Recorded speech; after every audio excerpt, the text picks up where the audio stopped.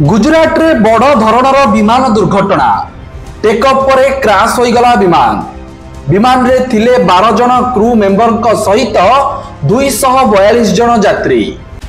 विमान रे गुजरात रो पूर्वतन मुख्यमंत्री विजय रूपानी थिबा सूचना।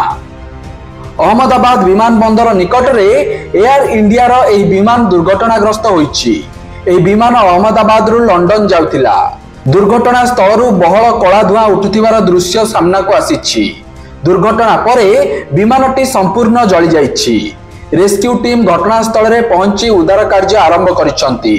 मिलिथिबा सूचना अनुसार दुर्घटनाग्रस्त एयर इंडिया रो विमान अहमदाबाद रो सरदार वल्लभ भाई पटेल अंतर्जातीय एयरपोर्ट रु लंडन अभिमुखे जाउथिला। टेकअप करिवार तुरंत परे मेघानी नगर निकट रे यह क्राश हो जाइथिला। अहमदाबाद एयरपोर्ट रु मेघानी नगर रो दूरता मात्र 15 किलोमीटर। विमान दुर्घटना परे संगे संगे फायर ब्रिगेड रो 7टी गाड़ी घटनास्थल रे पहुंची निया को आयत्त करबा को प्रयास करुछि। एकाधिक एम्बुलेंस मध्य घटनास्थल रे पहुंचिछि। उद्धार कार्य पई एनडीआरएफ रो टीम मध्य पठा जाइछि।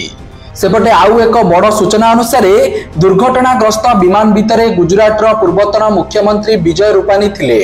तबे विजय रूपानी अवस्था नहीं कौनसी स्पष्ट सूचना मिली नहीं। विमान रे मोट 242 जन यात्री थिबा बेले कहार मध्य अवस्था नहीं स्पष्ट सूचना मिली नहीं। सेपटे गुजरात मुख्यमंत्री सह कथा होइछंती केंद्र गृहमंत्री अमित शाह। पुलिस कमिश्नर सह मध्य कथा होई युद्धकालीन उद्धार पई शाह निर्देश दैछंती।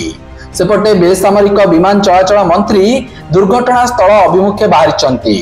एहारि भितरे सोशल मीडिया रे विमान क्राश हेबा समयर वीडियो वायरल हेउछि, जेउथिरे दुर्घटना स्थल रु कला धुआं आस्तरण देखिबाकू मिलुछि।